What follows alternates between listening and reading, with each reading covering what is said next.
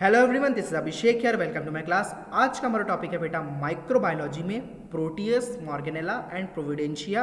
ये तीन बैक्टीरिया के बारे में बेटा हम स्टडी करेंगे इसमें। तो चलिए आज का वीडियो शुरू करते हैं। बहुत ध्यान से देखना, समझना। इतना लिख लो तो सफिशियंट है, इससे कम मत करना। इससे ज़्यादा कहीं मिलता है तो उसको भी ऐड ऑन कर सकते हो आप। तो बहुत समझते हुए हमको इसको पढ़ना है। बहुत ध्यान से देखना, इमेजेस देखते हुए, थ्योरी पढ़ते हुए बहुत अच्छे से इस चीज़ को हम समझेंगे। तो चलिए शुरू करते हैं। तो प्रोटीज से स्टार्ट करते हैं बेटा, फिर बाद में हम मॉर्गेनेला और प्रोविडेंशिया पे आएंगे। ठीक है, ये तीन आपको इमेजेस दिख रही है, नीचे दिख रही है जो ये तीनों इमेजेस बेटा। सबसे पहली है बेटा प्रोटियस की, सेकंड है मॉर्गेनेला की, और तीसरी है बेटा प्रोविडेंशिया की। ये तीन स्पीसीज, तीनों बैक्टीरिया की क्या है, ये इमेजेस हैं। इस तरीके से ये नज़र आते हैं। ठीक है, सबसे पहली जो इमेज दिख रही है आपको वो है जिसमें बहुत सारे आपको पेरिट्राइकेट फ्लैजिला दिख रहे होंगे। पेरिट्राइकेट फ्लैजिला दिख रहे हैं इसमें बहुत सारे। वो किसका है? वो प्रोटियस का है। तीसरा मॉर्गेनेला और दूसरा मॉर्गेनेला एंड तीसरा प्रोविडेंशिया का, उनके सीक्वेंस के अकॉर्डिंग इमेजेस हैं। ठीक है, स्टार्ट करते हैं। The tribe Proteeae in the family Enterobacteria. ये जो ट्राइब है प्रोटी बेटा या प्रोटियस, ये किस में आता है? एंट्रोबैक्टीरी फैमिली में आता है ना। हमने क्लैप्सिला पढ़ा, वो भी एंट्रोबैक्टीरी में आता है। एस्चेरिचिया पढ़ा, इकोलाई पढ़ा, ये भी एंट्रोबैक्टीरी फैमिली में आता है। ठीक है, ये बड़ी फैमिली है, इनके अंडर ये सब आते हैं, इसकी स्पीसीज आती हैं। ठीक है, तो ये जो फैमिली के अंदर जो जीनस जेनेरा आते हैं, हम इसको डिस्कस करेंगे।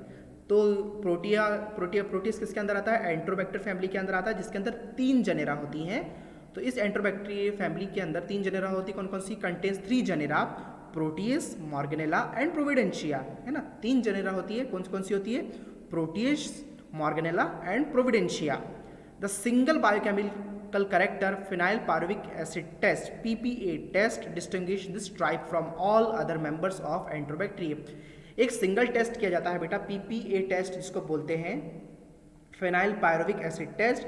इस टेस्ट के द्वारा हम डिस्टिंग्विश करते हैं, अलग अलग पता लगा पाते हैं कि ये जो स्पीसीज है एंट्रोबैक्टीरिया के अंदर, जो बहुत सारे बैक्टीरिया पाए जाते हैं इस फैमिली के अंदर, तो इस फैमिली के अंदर ये तीनों स्पीसीज, यही प्रोटियस, मॉर्गेनेला और प्रोविडेंशिया है कि नहीं, तो वो पता लगाने के लिए हमको फिनाइल पायरुविक एसिड टेस्ट करना पड़ता है, PPA टेस्ट, जो कि एक सिंपल टेस्ट होता है जिसके द्वारा हम डिफरेंशिएट कर पाते हैं कि ये वाली स्पीसीज इसमें है या इसमें नहीं है। ठीक है, आगे बढ़ते हैं। अब हम प्रोटियस के बारे में पढ़ेंगे पहले और फिर मॉर्गेनेला और प्रोविडेंशिया पे आएंगे। क्लासिफिकेशन क्या है? The genus Proteus was previously classified into 5 बायोटाइप्स।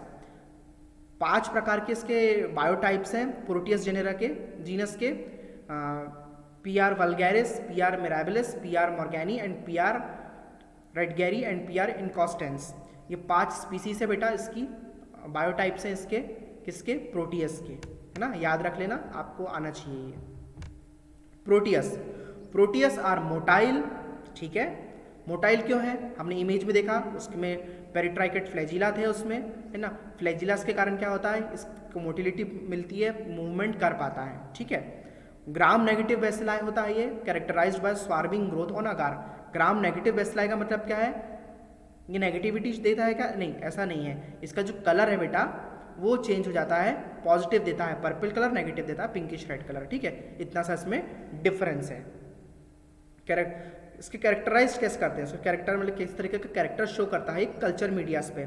Characterised by swarming growth on agar. Swarming growth देता है अगार, अगार पे। अगार जो है आपका मीडियम, उसमें स्वार्मिंग ग्रोथ। स्वार्मिंग ग्रोथ क्या होती है? जब मैं आपको आगे कल्चर बताऊंगा उसका, तब मैं आपको समझाऊंगा कि स्वार्मिंग ग्रोथ क्या होती है। ठीक है, they were named Proteus because of their pleomorphic character. इसको प्रोटियस बोला जाता है क्योंकि इसका क्या होता है? प्लियोमॉर्फिक कैरेक्टर होता है, उसके कारण इसका नाम प्रोटियस पड़ा है। After the Greek God Proteus. एक ग्रीक जो संप्रदाय है या तो संप्रदाय है, नहीं, ग्रीक कंट्रीज जो होती है बेटा, है ना, ग्रीक कंट्रीज, अपने देश की बात नहीं है, विदेश में जो ग्रीक कंट्रीज हैं, तो वहाँ पे जो भगवान होते हैं उनके, उसका नाम है, एक भगवान का नाम है प्रोटियस। उसके नाम से ये प्रोटियस नाम इस बैक्टीरिया का पड़ा है। क्यों? After the Greek God Proteus who could assume any shape, वो कोई भी शेप ले सकता था। मतलब थोड़ा सा शेप चेंज कर सकता था अपना, वो इच्छाधारी बोल सकते हैं अगर आपकी लैंग्वेज में बोलूँ मैं, बहुत सुना है इंडियन माइथोलॉजी में तो बहुत है ये, मूवीज़ में देखने में मिलता है, तो वो थोड़ा बहुत अपने शेप को चेंज कर सकता था, तो इसलिए ग्रीक गॉड के अकॉर्डिंग इसका प्रोटियस नाम दिया गया है। ठीक है। Morphology, they are Gram negative bacilli measuring, Gram negative bacilli होता है, ये तो आपको मैंने अभी बताया हूँ। मेजरिंग, इसका साइज क्या होता है बेटा, इसका साइज होता है 1 to 3 μm multiply by 0.5 to 0.5 μm in size, यानी 1 to 3 μm से लेकर multiply by 0.5 μm in size, ऐसे इसका डायमेंशन को कैलकुलेट करते हैं, इस तरीके से ही आपको लिखना भी है। ये इसका बेटा साइज होता है किसका, प्रोटियस का। They are non capsulated, non capsulated होता है, इतना ध्यान रखना, ये मोटाइल तो होता है पर क्या होता है, नॉन कैप्सुलेटेड रहता है और नॉन स्पोरिंग रहता है। ठीक है, स्पोर फॉर्म नहीं करता, कैप्सूल फॉर्मेशन नहीं करता है ये। दे पोजेसेस पेरिट्राइकेट फ्लैजिला, जो मैंने आपको बता ही रहा हूँ जब से कि पेरिट्राइकेट फ्लैजिला है, इसलिए क्या कर रहा है, मूवमेंट कर रहा है ना, मोटाइल है इसलिए। दे में प्रेजेंट एज शॉर्ट कोकोबैसिलरी फॉर्म्स, छोटे से कोकोबैसिलरी फॉर्म्स में। कोकोबैसिलरी क्या होता है, अभी देखो इमेज में क्लियर करके बताता हूँ। सबसे पहले जो इमेज देखे आपने प्रोटियस की, देखो ये तीनों बैक्टीरिया में से किसी भी की एक की इमेज देख लो।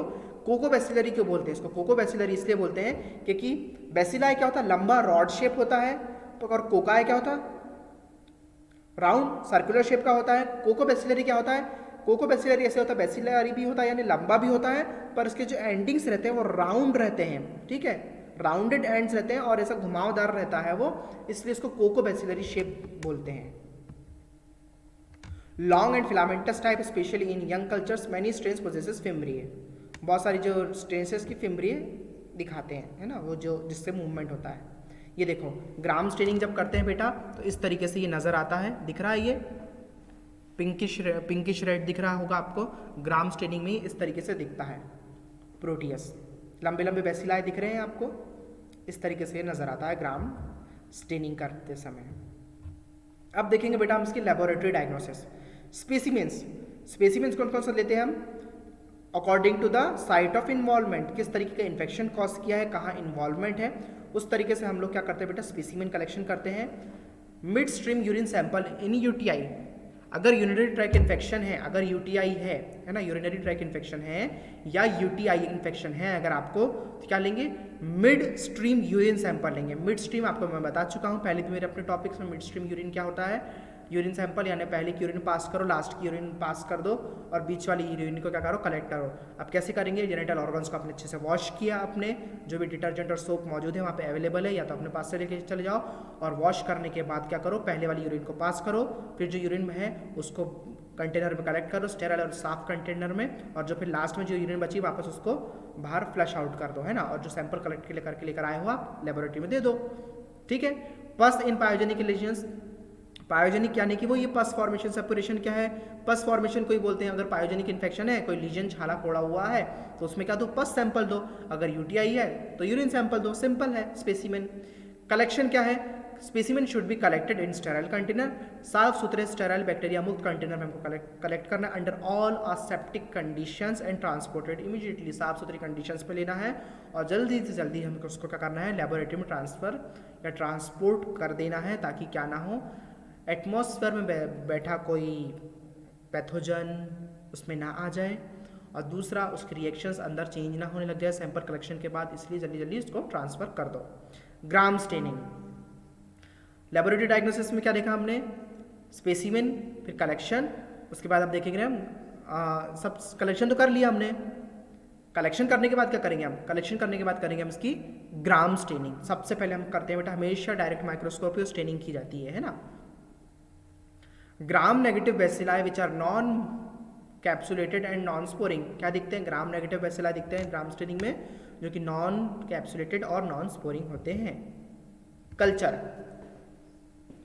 कल्चर में क्या करते हैं बेटा, ये देखेंगे हम, they are aerobic and facultatively anaerobic, यानी कि एरोबिक भी होते हैं, यानी कि विद एयर भी रह सकते हैं, और फैकल्टेटिव एनारोब्स होते हैं, यानी कि विदाउट, कंप्लीटली विदाउट नहीं, पर in the presence of carbon dioxide भी वो सर्वाइव कर सकते हैं। ठीक है। They grow on ordinary media and culture emits a characteristics putrefactive fishy और सामान्यल ऑर्डर, इसका जब कल्चर लगाते हैं बेटा, ऑर्डनरी मीडिया में ग्रो करते हैं, उसके कैरेक्टरिस्टिक्स क्या है, मीडिया में ग्रो करने के बाद ये किस तरीके से चीज़ बताता है। फिशी और सामाइनल, गंदी मछली जैसी बास, सामाइनल स्मेल आती है, इसकी ऑर्डर आती है जब इसका कल्चर लगा देते हैं, जब इसकी ग्रोथ हो जाती है। व्हेन ग्रोन ऑन न्यूट्रिएंट अगार और blood agar, P vulgaris and P mirabilis exhibit swarming. ठीक है, अब आए हैं हम स्वार्मिंग पे। आपको मैंने बताया था ना कि स्वार्मिंग बताऊंगा मैं, इमेज में बताऊंगा, अभी इतना भी सुन लो, इमेज से समझाऊंगा तो समझ में आएगा, ऐसे नहीं आएगा। तो इसमें बेटा जब ये ब्लड अगार पे ग्रो करता है प्रोटियस, तो इसकी जो स्पीसीज है वल्गैरिस एंड मिराबिलिस, ये क्या करती है, स्वार्मिंग ग्रोथ करते हैं। स्वार्मिंग क्या होता है मैं समझाऊंगा आपको, but it does not occur with Morganella and Providencia species. और ये किसके साथ नहीं होता है, मॉर्गेनेला और प्रोविडेंशिया स्पीसीज स्वार्मिंग ग्रोथ नहीं करते हैं, किसमें, ब्लड अगार में।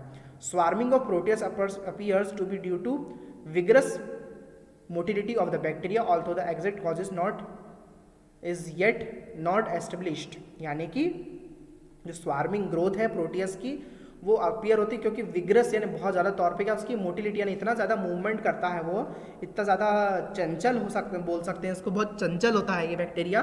उसके कारण क्या होता है, स्वार्मिंग ग्रोथ देता है। और इसकी और भी जो चीज़ें हैं, एग्जैक्ट जो कॉज है इसका स्वार्मिंग ग्रोथ देने का अभी तक नहीं पता लगा पाए हैं, है ना। अब देखो स्वार्मिंग ग्रोथ कैसी होती है। ये रही आपकी इमेज, दिख रही है बहुत अच्छे से इमेज। कल्चर में आपने देखा होगा स्ट्रीकिंग करते हैं तो कॉलोनीज ग्रोथ होती है। इसमें स्वार्मिंग कॉलोनी ग्रोथ होती है। क्यों ग्रोथ करता है स्वार्मिंग, समझ में आया। स्वार्मिंग ऐसा होता है बेटा, आप नदी में गए, तालाब में गए और आपने मारा एक पत्थर पानी में, तो जब पत्थर पानी में जाता है बेटा, तो ऐसी लेयर्स बनती है ना, round round round round round round, ऐसी घुमावदार लेयर्स बनती है ना। उस तरीके की लेयर्स देखो, स्वार्मिंग ग्रोथ इसी को बोलते हैं। स्वार्मिंग यानी कि वैसी लेयर्स बनना। कैसी लेयर्स बन रही है, जैसे पानी में पत्थर मारते तो कैसी लेयर्स बनती है, उस तरीके की लेयर्स क्या कराता है, ये बैक्टीरिया बनाता है।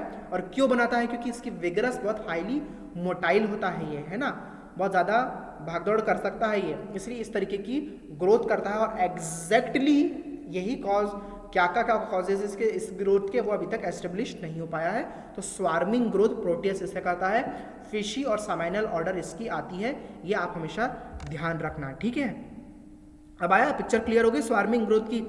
अब जिन बच्चों ने देखा होगा तो बहुत अच्छी बात है, क्योंकि हमने तो जब हम पढ़ते थे तो लेबोरेटरीज़ में, हम रिसर्चर लेबोरेटरीज़ में जब डॉक्टर्स हमको दिखाते थे, पैथोलॉजिस्ट वगैरह, माइक्रोबायोलॉजिस्ट, तो हम तो देखते थे ये सब ग्रोथ, तो हमने देखा है अपनी आंखों से। अगर आप बच्चे लोग देख पा रहे हो, आपके इधर अवेलेबल है तो बहुत अच्छी बात है, अवेलेबल है। और नहीं है तो अब बच्चे लोग वीडियो से ही काम चला लीजिए, इमेजेस से, है ना, कुछ कर नहीं सकते फिर हम इसके लिए। डाइस फिनोमिनन, डाइस फिनोमिनन के बारे में समझेंगे बेटा, बहुत ध्यान से समझना। डाइस फिनोमिनन क्या होता है, थोड़ा सा कॉम्प्लिकेटेड हो सकता है आप लोगों को समझने के लिए, पर मैं कोशिश करूँगा आपको जैसा समझा पाऊँ समझाऊँगा अपनी तरफ से। और फिर आपके ऊपर भी है, मैं कितना ही ऊपर से उल्टा घड़ा अगर आप हो तो पानी डालते रहूँगा तो पानी अंदर जाने वाला है नहीं। जितना नॉलेज डालते रहूँगा, अगर घड़ा उल्टा ही रखा है तो क्या मतलब का, है ना। तो अपने घड़े को थोड़ा सीधा कर लो आप लोग और अच्छे से समझो ध्यान से मैं क्या बताना चाह रहा हूँ। Dice phenomenon, when two different strains of Proteus species are inoculated at different places of the same culture plate, यानी जब दो अलग अलग डिफरेंट स्ट्रेन्स ऑफ प्रोटियस, यानी अलग अलग स्ट्रेन्स है प्रोटियस की, प्रोटियस स्पीसीज की, है ना, अलग अलग स्ट्रेन्स हैं, अलग अलग है ना, जैसे कि मिराबिलिस हो गया, वल्गैरिस हो गया, ऐसी अलग अलग स्ट्रेन्स हैं किसकी, प्रोटियस की। आर इनोक्यूलेटेड एंड डिफरेंट प्लेसेस, जिसको इनोक्यूलेट किया है अलग अलग जगह पे, एक ही जगह पे नहीं डाला गया है, अलग अलग जगह पे क्या किया गया है, एक को इधर किया है तो एक को इधर किया है, इनोक्यूलेट किया है, ठीक है। Of the same culture plate, एक ही कल्चर प्लेट पे दो अलग अलग स्ट्रेन्स को जब इनोक्यूलेट किया जाए, सेम कल्चर प्लेट पे पर अलग अलग जगह पे अलग अलग स्ट्रेन्स को इनोक्यूलेट करते हैं, तो क्या होता है, swarming of the two strains remain separated by a narrow visible pharaoh. जो स्वार्मिंग होती है यानी दोनों जब ग्रोथ करते हैं, दोनों फैलते हैं, remain separated by a narrow visible furrow, जो उनका जो स्ट्रेन्स का जो सेपरेशन है, यानी कि दोनों स्ट्रेन्स आपस में मिक्सअप ना हो जाए, उसके लिए एक इनविजिबल नैरो फेरो रहता है उसमें। उसकी वजह से ये दोनों ग्रोथ तो करती हैं कल्चर प्लेट पे, पर मिक्स नहीं होती दोनों स्ट्रेन। यानी कि दोनों स्ट्रेन मिक्स हो जाएंगी तो हमको समझ में नहीं आएगा, हम आइडेंटिफाई नहीं कर पाएंगे बैक्टीरिया को फिर, है ना। पर ये दोनों स्ट्रेन्स मिक्स नहीं होती हैं, है ना। बात को बहुत ध्यान से समझना, मैं क्या बताने की कोशिश कर रहा हूँ। प्रोटियस की 2 स्ट्रेन्स हैं, उसको हमने इनोकुलेट किया है एक ही कल्चर प्लेट पे, पर अलग अलग जगह पे, सेम एक ही डॉट पे नहीं किया है। पर ये स्वार्मिंग जब करते हैं तो ये अलग अलग सेपरेटेड ही दिखते हैं। मैं दिखाऊंगा इमेज में कैसे दिखते हैं, तब आपको क्लियर हो जाएगी पिक्चर में क्या बताना चाहता हूँ, है ना। तो एक बाय अ नैरो विजिबल फेरो इसमें एक रहता है, जिसके कारण क्या होता है, जैसे ये अलग अलग सेपरेटेड दिखाई देते हैं। इतना समझ में आ गया। However, in cases of 2 identical strains of Proteus, कि अगर आइडेंटिकल स्ट्रेन्स रहे प्रोटियस की, अभी हमने क्या देखा, डिफरेंट स्ट्रेन थी प्रोटियस की अलग अलग स्ट्रेन्स थी, है ना। अब यहाँ पे क्या है, प्रोटियस की आइडेंटिकल यानी वल्गैरिस की 2, एक मिराबिलिस था एक वल्गैरिस था, एग्जाम्पल दे रहा हूँ, है ना। वो प्रोटियस की और भी दूसरी स्ट्रेन हो सकती है, एक वल्गैरिस था एक मिराबिलिस था प्रोटियस की स्ट्रेन। पर अब इधर क्या है, इधर या तो दोनों वल्गैरिस है या तो दोनों मिराबिलिस है, दोनों सेम ही स्पीसीज है प्रोटियस की, है ना। अगर इस कंडीशन में जब सेम स्पीसीज को प्रोटियस की इनोक्यूलेट किया जाए, swarming of 2 coalesces without sign of demarcation it is known as Dienes. जो स्वार्मिंग होती है दोनों की विदाउट साइन ऑफ डिमार्केशन, यानी कि इनमें क्या हो रहा है, स्वार्मिंग होने के साथ साथ इसमें एक मार्क जनरेट नहीं हो रहा है, यानी कि बीच में इनके विजिबल जो एक नैरो फेरो है जो कि इनको सेपरेट करता है, वो हमको आइडेंटिकल स्ट्रेन्स में नहीं दिख पा रहा है। डिफरेंट स्ट्रेन्स में, बात को बहुत ध्यान से समझना, प्रोटियस को हमने ब्लड कल्चर पे ग्रोथ करवाया है, डिफरेंट स्ट्रेन का करोगे अलग अलग जगह पे तो वो मिक्सअप नहीं होगा एक नैरो फेरो के कारण उनके अंदर, है ना, वो मिक्सअप नहीं होगी स्ट्रेन।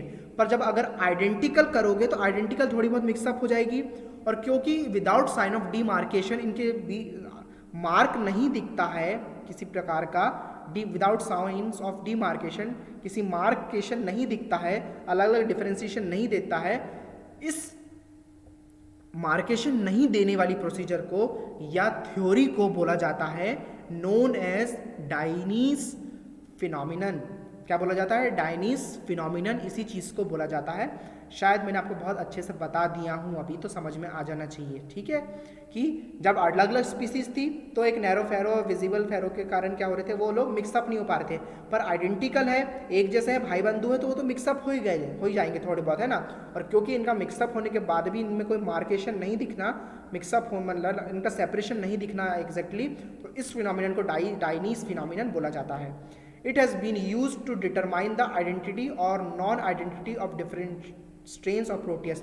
ये किस चीज़ के लिए करा जाता है, आइडेंटिटी और इन आइडेंटिकल और नॉन आइडेंटिकल स्ट्रेन्स को पता लगाने के लिए प्रोटियस की इस तरीके का टेस्ट लगाया जाता है ब्लड कल्चर पे, ठीक है। समझ में आई मेरी बात, कि अगर उनने ग्रोथ करा दोनों स्पीसीज ने, और अगर वो उनके बीच में मार्केशन, उनकी बाउंड्रीज दिख रही है कि अलग अलग सेपरेटेड दिख रहे हैं वो, तो यानी ये डिफरेंट स्पीसीज है।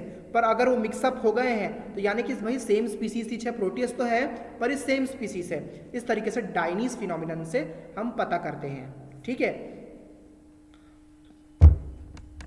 ये देखो इमेज देख लो, आप लोग को समझ में आ रही है इमेज। ये देखो 2 ग्रोथ हुई है, दिख रही है 2 ग्रोथ, एक ही कल्चर प्लेट पे 2 स्वार्मिंग दिख रही है। तो डायनीज फिनोमिनन में इसी तरीके से 2 स्वार्मिंग दिखती है, यानी जितना आपने इनोकुलेशन किया बैक्टीरियस का उतनी हमको इसमें स्वार्मिंग या ग्रोथ नज़र आती है, और यही है भाई हमारा डाइस फिनोमिनन, ठीक है। समझ में आया आपको यहाँ तक? तो ये जो मेरा वीडियो है यहाँ पे अब मैं इसको स्टॉप कर रहा हूँ, और इसका मैं नेक्स्ट वीडियो बनाऊँगा, और उसको भी आप कंटिन्यू करके देखना। या भी इतना नोट कर लो, इतना पढ़ लो पहले, और नेक्स्ट वीडियो को भी देखना, क्योंकि यहाँ जो पे पोर्शन जो छोड़ रहा हूँ बायोकेमिकल्स और अदर जो डायग्नोसिस है उसको मैं नेक्स्ट वीडियो में आपके कंप्लीट करूँगा। Thank you for watching. और समझ में नहीं आया है अगर अभी भी तो कमेंट सेक्शन में पूछ लेना, अगर अवेलेबल रहा तो बिल्कुल आपको मैं बताऊँगा। और कमेंट में यार बेटा एक दिक्कत ये हो जाती है कि हम बहुत छोटा ही आपको जवाब दे पाते हैं ना, बहुत ज़्यादा तो टाइप नहीं कर सकते, क्योंकि हम बोल के जितना समझा सकते हैं आपको उतना हम टाइप करके नहीं समझा सकते। तो अगर बहुत अच्छी बात है कि अगर आप मेरे बोलने से ही समझ जा रहे हो।